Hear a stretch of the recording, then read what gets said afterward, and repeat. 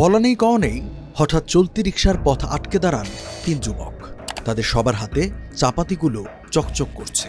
পরিস্থিতি ঠাউর করতে পেরে রিকশা থেকে নেমেই দৌড় দেওয়ার ব্যর্থ চেষ্টা করলেন যাত্রী শামীম আহমেদ। লক্ষ্য করলেন একটু সামনেই টহল পুলিশের গাড়ি। ঘটনাটি গত ঈদের দিন সকালের। ফজরের নামাজের একটু পর খিলগাঁও তালতলার বাসা থেকে বেরিয়ে সায়দাবাদ বাস কাউন্টারে যাওয়ার উদ্দেশ্যে রিকশায় ওঠেন শামীম। মালিবাগ রেলগেট পার হতেই ঘটে এই বিপত্তি। শামীম জানান, ছিনতাইকারীরা মারধর করে কেড়ে নেয় তার মোবাইল ফোন, নগদ টাকা ও মানিব্যাগ। ছিনতাইয়ের এই দৃশ্য ধরা পড়ে সিসিটিভি ক্যামেরায়ও। ঈদের দিন ভোরবেলায় আমি ভাবছিলাম আমি বাড়িতে যাব না, কিন্তু হঠাৎ ভোরবেলায় ফোন আসলো আমার আব্বা খুবই অসুস্থ। তো ভোর 4:30টার দিকে দেখলাম যে না, আলো হয়ে গেছে আর সকালবেলায় সবাই গরু জবা করার জন্য বেরোবে। তখন আমি 4:30টার দিকে বাসা থেকে নামি, পলিমার সামনে গিয়ে দেখি যে সিএনজি নেই। আমি অটো উঠলাম। অটো রিক্সা উঠার পর আমি মালিবাগ রেল লাইন পার হওয়ার একটু পরে দেখি পুলিশের একটা ভ্যান গাড়ি আছে, যেখানে 4 জন পুলিশ আছে। পুলিশের গাড়ি থেকে আমি 50 থেকে 60 গজ সামনে যাচ্ছি, রুট ক্লিয়ার। এটা আমি দূর থেকে আমি দেখতেছি কি যে একটা লোক সামনে দৌড়ে আসতেছে সাবাড়ি নিয়ে, এই রিক্সা থামাও। ওইটা দেখে আমি ভয়ে দৌড়ে রিক্সাতে লাফ দিয়ে দৌড় দিছি। তারা দৌড়ে আমার কলারে দৌড়ে আমাকে মারধর করছে, করে আমার পা ভেঙে ফেলছে। পায়ের জন্য আমি হাঁটতে পারতেছি না। তখন আমার কাছ থেকে সব কিছু নিয়ে গেছে। নেওয়ার পর আবার আমাকে দৌড়ে নিয়ে দিছে যে কোভাবে। তখন আমি আবার দৌড় দিছি। উনি বাড়িতে যাওয়ার সময় ওই যে মালিবাগ ওই রেল লাইনের ওই কী দক্ষিণ পাশ নাকি উত্তর পাশ, ওই পাশে যাওয়ার সময় ওনাকে ছিনতাইকারী ধরে। ছিনতাইকারী ধরার পরে উনি আহত হয়ে আমাদের বাসায় চলে আসে। তাকে উনি কান্নাকাটি করছে। তখন আমরা ওনাকে ওই পানি টানি ঢেলে ওনাকে একটু সান্ত্বনা দিয়ে একটু বুঝেছি।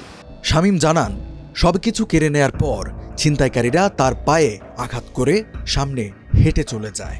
এই ছিনতাইয়ের ঘটনা যখন ঘটছিল তার 30 থেকে 40 গজ দূরেই দাঁড়িয়েছিল শাহজাহানপুর থানা পুলিশের একটি টহল গাড়ি। সিসিটিভি ক্যামেরাতেও পুলিশের গাড়ি দাঁড়িয়ে থাকতে দেখা গেছে। শামীমের দাবি, তার চিৎকারে এগিয়ে আসেনি কোনো পুলিশ সদস্য। এরপর তিনি খোঁড়াতে খোঁড়াতে পুলিশের গাড়ির কাছে গিয়ে সাহায্য চান। তখন দায়িত্বরত পুলিশ সদস্যরা তাকে বলেন তারা কিছুই দেখেননি। এরপর তাকে ঘটনাস্থল দেখানোর কথা বলে একটু সামনে গিয়েই পুলিশ গাড়ি নিয়ে চলে যায়। ছিনতাইকারীদের হেঁটে যাওয়ার এবং পুলিশের টহল গাড়ি চলে যাওয়ার সেই দৃশ্যও ধরা পড়েছে সিসিটিভি ক্যামেরায়। সেদিন লেগুনায় করে টহল ডিউটি করছিল শাহজাহানপুর থানা পুলিশ। রোডের উপর মনে হয় যেন কি তারা রাজত্ব করতেছে, কিন্তু পুলিশের গাড়ি পিছনে আমি তাকে দেখতেছি, পুলিশের গাড়ি দেখা যাচ্ছে, কিন্তু পুলিশ কেউ আগে আসতেছে না। 30 সেকেন্ড সামনে এসে পুলিশের গাড়িটা আবার। তখন পুলিশের গাড়ি পিছনে গিয়ে আমি জিজ্ঞেস করলাম যে ভাই, আপনারা এখানে দাঁড়ায় রয়েছেন, আমার সব কিছু নিয়ে নিল আপনার সামনে থেকে, আপনারা দেখলেন না, আপনারা আমাকে বাঁচাইলেন না। বলে কই, আমরা তো দেখিনি, খেয়াল করিনি। আমি কেন খেয়াল করিনি, আপনারা সামনে তো আমাকে চিন্তা করলো, আমার সব নিচে আমার পা ভেঙে ফেলছে। পরে বললো যে ঠিক আছে তারাই উঠেন। উঠার পর বললো যে কোন গলি দিকে আছে, কোন দিকে, এই দিক সেই দিক তাকাই, আমাকে নামাই দিয়ে গাড়িটা আস্তে পিছন দিকে টান দিয়ে আবার সে রেল লাইন দিকে চলে গেছে। তখন আমি নিরুপায়। সেদিন পুলিশ কেন তাকে বিপদগ্রস্ত অবস্থায় ফেলে চলে যায় সেটা এখনো অজানা শামীমের। কিন্তু পরের ঘটনা আরও রহস্যময়। ছিনতাইয়ের ঘটনায় থানায় মামলা করতে গেলেও পুলিশ মামলা নেয়নি বলে অভিযোগ তার। উল্টো ছিনতাইয়ের ঘটনায় মোবাইল হারিয়ে গেছে মর্মে একটি জিডি নেয় পুলিশ। এই ঘটনা নিয়ে টিবিএসের অনুসন্ধান চলাকালে দীর্ঘ 1 মাস পর 13 জুলাই মামলা নেয় পুলিশ। 12 তারিখ ওনাদের এখানে গেলাম, যাওয়ার পর ওনারা বললো যে এটা অভিযোগ হবে। অভিযোগ ওনারাই লিখছে। লেখার পর আমি ভাবছি যে আমাকে একটা ডকুমেন্ট দিব। আমি এখন দেখি কি ওরা ডকুমেন্ট তো দূরের কথা, ওরা এই কাগজটাই রেখে দিছে। আমার কেসটা না নিয়ে অভিযোগ নিছে। দেওয়ার পর আমাকে বললো যে আপনি একটা জিডি করেন। আমি বলছি কেন আমি জিডি করব? আমার মাল চুরি হয়েছে, চিনতে হয়েছে, অস্ত্র মার খেয়েছি, আমি কেন করব? বলছে যে না, ওইটা না পাইলেও আপনারা ওই আইমিউ নাম্বার দিয়ে আপনার মোবাইলটা পাইতে পারেন। কিন্তু আমি রাজি ছিলাম না। তারপর দেখছি নিরুপায় আমি ওই জিডি করতে হয়েছে।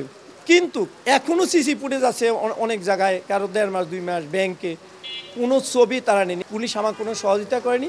ওসি আমাকে সান্ত্বনা দিছে উনি আমার কাজ করবে, কিন্তু আমি কোনো এটা আউটপুট ভালো এখনো পাইনি। স্থানীয় বাসিন্দারা বলছেন, রেলগেটের দুই পাশে অস্ত্র দেখিয়ে ছিনতাইয়ের ঘটনা ঘটছে প্রতিনিয়ত। পুলিশ প্রশাসনে কোনো গুরুত্ব দেয় না, ধারে বই মোবাইল লই যায়, এটা লই যায়, ওটা টেন্ডার দিকে না।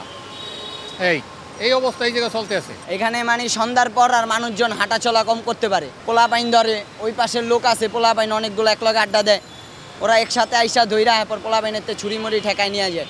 আমাদের এখানে প্রতিনিয়ত হয় এই যে রেল লাইন দিয়ে, মানে কি প্রতিদিন একজনকে নাইলে একজনকে মানে কি প্রতিদিন মোবাইল টাকা পয়সা এভাবে চিন্তাই করে নিয়ে যায়।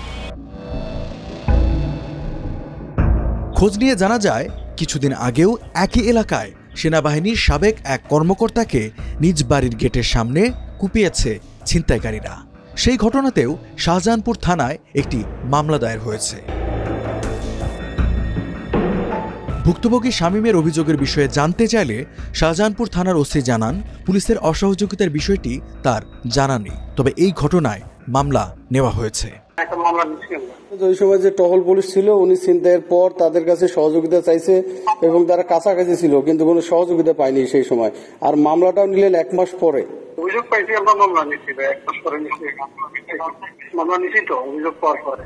এই ঘটনার তদন্তকারী কর্মকর্তা জানান, ছিনতাইয়ের ঘটনাটি তদন্ত করা হচ্ছে এবং আসামিদের গ্রেপ্তারের চেষ্টা চলছে।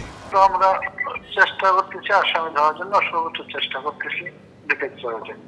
সিসি ফুটেজ আমরা নিচ্ছি, সিসি ফুটেজ নিয়ে আমরা কাজ করতেছি এগুলো নিয়ে। পুলিশের ঊর্ধ্বতন কর্মকর্তারা বলছেন, রাজধানীতে ছিনতাই, ডাকাতি, লুটপাট ঠেকাতে পুলিশ গুরুত্ব দিয়ে কাজ করছে। ঢাকা মহানগরীতে মানুষের সার্বিক নিরাপত্তার জন্য ঢাকা মেট্রোপলিটন পুলিশ বেশ সক্রিয়, এবং আপনি জানেন আমরা নগরবাসীকে স্বস্তি দেওয়ার জন্য এবং মানুষের মধ্যে যে নিরাপত্তাবোধ সেটা বাড়ানোর জন্য আমরা রাত দিন নিরলসভাবে কাজ করছি। সমগ্র ঢাকা মহানগরীতে আমাদের যে পুলিশি তৎপরতা সেটা অব্যাহত রয়েছে।